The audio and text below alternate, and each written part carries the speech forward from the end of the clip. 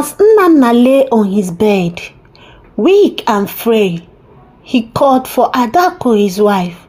"My love, I am afraid my time is near. Promise me you will forgive Chinedu. He is lost, but he is still our son." Adaku sobbing, "I promise, Nnanna. I will forgive him. I pray that one day he will find his way back to us." With those words, Nnanna closed his eyes, his spirit departing peacefully. Adaku wept, holding his hand, and the village mourned the loss of a good man. At this point, if you are enjoying this story, please subscribe to our channel, like and turn on the notification button.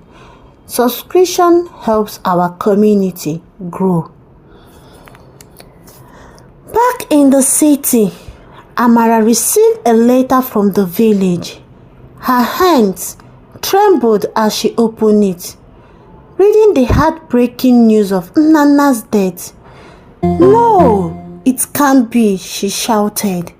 "Poor Mama Adaku, ha!" She knew she had to tell Chinedu, but she feared his reaction. Summoning her courage, she approached him. "Chinedu, I have some news from the village. Your father has passed away." Chinedu stoned. "What? When did this happen?" Amara replied, "Recently. They did everything they could, but without money for treatment, he couldn't survive." Chinedu angrily replied, "Why didn't they try harder? This is their fault?" Amara said, "No, Chinedu, this is not their fault.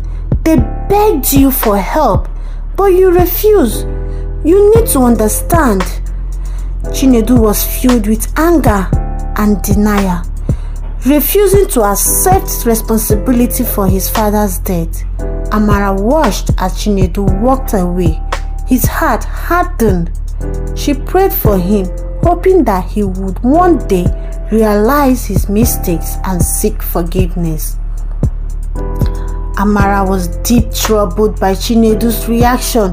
She knew she had to do something to help Adaku, but she was torn between her loyalty to her husband and her compassion for his family. Despite her fear, Amara decided she couldn't ignore Adaku's plight. She resolved to help in any way she could, even if it meant going behind Chinedu's back again. Amara began to send money and food to Adaku in the village secretly, hoping it would be enough to support her during this difficult time. She found a trusted friend to deliver the packages to Adaku, ensuring that Chinedu wouldn't find out. Adaku was overwhelmed with gratitude when she received the packages from Amara. She knew that her daughter-in-law was risking a lot to help her. Despite her grief, Adaku found solace in Amara's support. She hoped that one day Chinedu will come around and make peace with his family. One evening, Chinedu found a letter that Amara had written to Adaku. He was furious when he realized that Amara had been doing behind his back. Chinedu asked Amara, "What is this? You have been sending money to my mother without telling me?" Amara calmly replied, "Yes, Chinedu. I couldn't let her suffer. She's a mother and she needs our help." Chinedu said to her, "I told you to stay out of it. How could you betray me like this?" Amara replied, "I am not betraying you, Chinedu. I am trying to do what is right. Your mother deserves our support." Chinedu was torn between his anger and the growing realization that Amara was right. He knew deep down that he could keep ignoring his mother's plight forever. Chinedu sighed. I don't know what to do anymore, Amara. Amara told him to take a step back and think about what truly matters. It is not too late to make amends. Chinedu walked away. Lost in thought, Amara hoped that this would be the turning point he needed to reconnect with his family and find peace. Chinedu spent the next few days in deep reflection. Amara's words and actions weighed heavily on his mind.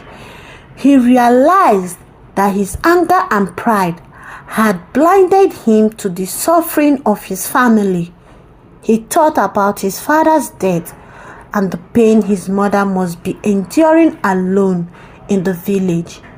The guilt began to eat away at him, and he knew he had to make things right. One evening, Chinedu approached Amara. His face softened with regret. I have been thinking about everything you said.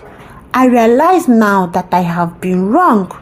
I am so sorry for how I have treated you and my family. Amara smiling warmly. I am glad to hear that, Chinedu. It's never too late to make things right. Chinedu said, I want to go to the village and see my mother. I need to apologize to her and make amends. Amara replied, that is a wonderful idea. I am sure she will be very happy to see you. The next day, Chinedu and Amara packed their bags and set out for the village. As they traveled, Chinedu felt a mix of nervousness and anticipation. When they arrived at the village, they went straight to Adako's house. Chinedu's heart pounded as Adako was stunned to see Chinedu. Mama, I am so sorry for everything. Please forgive me. I was blinded by my pride and anger. My son, of course, I forgive you. I have been praying for this day. I have missed you so much. They held each other tightly, the pain and distance melting away in their embrace. Amara watched, her heart full of joy and relief. Over the next few days, Chinedu spent time with his mother, helping around the house and reconnecting with the villagers. He realized how much he had missed and how important his family and community were. Chinedu also made arrangements to ensure that his mother would be well taken care of, providing her with the financial support she needed. The end.